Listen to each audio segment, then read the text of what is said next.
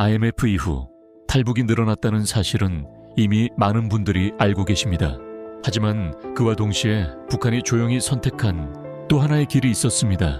사람들이 국경을 넘기 시작했다면 국가는 그 사람들을 밖으로 보내기 시작했습니다. 1998년 이후 북한에서 눈에 띄게 증가한 존재가 있습니다.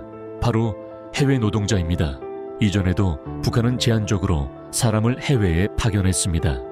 하지만 IMF 이후 그 규모와 성격은 완전히 달라집니다. 이 시기를 기점으로 해외 파견은 임시 조치가 아니라 국가 차원의 외화벌이 수단으로 정착합니다. 왜 하필 이 시기였을까요? 답은 단순합니다. 돈이 필요했기 때문입니다. 고난의 행군 이후 북한 경제는 사실상 자력으로는 회복이 어려운 상태였습니다. 공장은 멈췄고 무역은 막혔으며 국제 제재는 점점 강화되고 있었습니다. 하지만 체제를 유지하려면 현금이 필요했습니다. 외화가 절대적으로 부족한 상황. 이때 북한이 선택한 방법이 사람을 밖으로 보내는 것이었습니다. 자원도 기술도 없는 상황에서 유일하게 바로 활용할 수 있었던 것은 노동력이었습니다.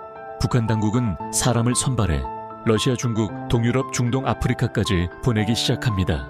목적은 하나, 외화 획득입니다. 이 해외 노동자들은 개인 노동자가 아니었습니다. 국가 소속이었고 급여는 개인에게 직접 지급되지 않았습니다. 임금은 국가가 먼저 가져가고 일부만 형식적으로 개인에게 전달됩니다. 그마저도 자유롭게 쓰기 어려웠습니다. 사실상 국가가 관리하는 외화 생산 수단이었습니다. 이 구조는 IMF 이후 빠르게 확대됩니다. 탈북이 늘어나는 만큼 국가는 이탈을 막기 위해 다른 출구를 만들 필요가 있었습니다. 밖으로 나가 돈을 벌 수 있다는 통로를 국가가 통제한 형태로 제공한 것입니다. 즉, 탈북을 막는 동시에 외화를 확보하는 두 가지 목적을 동시에 노린 구조였습니다. 해외 노동자 선발 과정은 자발적이라기보다 지시에 가까웠습니다. 당의 추천, 보위부의 심사, 신원 검증, 가족이 북한에 남아있는지도 중요한 기준이었습니다. 이는 도망을 막기 위한 일종의 안전장치였습니다. 해외에 나간 노동자는 자유롭게 이동할 수 없었고 여러 명이 집단 숙소에서 관리됩니다. 외부와의 접촉은 철저히 제한되었고 통화 편지는 감시 대상이었습니다.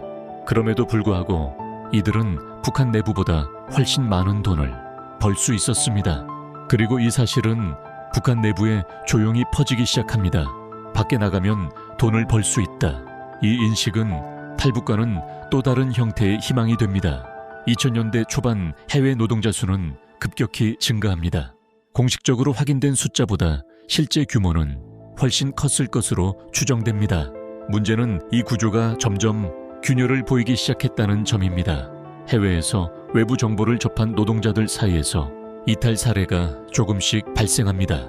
일부는 도망쳤고 일부는 현지에서 사라졌습니다. 바로 이 지점에서 탈북과 해외 노동자 문제는 다시 연결됩니다. IMF 이후 열렸던 국경의 기억은 완전히 사라지지 않았습니다. 해외 노동자 역시 언젠가는 탈출할 수 있다는 가능성을 알고 있었습니다. 이로 인해 북한 당국은 관리와 통제를 더 강화합니다. 여권을 회수하고 이동을 제한하며 감시 인원을 늘립니다. 그러나 완벽한 통제는 불가능했습니다. 이 시기 북한 해외 노동자 중 일부가 한국으로 입국하면서 구조가 외부에 알려지기 시작합니다. 국제사회는 이 문제를 점점 주목하게 됩니다. 인권 문제, 강제노동 논란, 임금 착취 문제, 결국 이 구조는 국제 제재와 직접적으로 연결됩니다. 아이러니하게도 외화를 벌기 위해 선택한 방식이 또 다른 제재를 불러온 것입니다. 그럼에도 북한은 이 방식을 쉽게 포기하지 못했습니다. 다른 대안이 없었기 때문입니다. 이것이 IMF 이후 북한이 해외 노동자를 대폭 확대하게 된 이유입니다. 탈북이 체제의 균열을 밖으로 드러냈다면 해외 노동자는 그 균열을 억지로 봉합하려는 시도였습니다. 사람을 보내서 체제를 지키는 방식. 하지만 사람은 언제든 생각을 바꿀 수 있습니다. 이 구조는 지금도 완전히 사라지지 않았고 형태만 바꾼 채 이어지고 있습니다.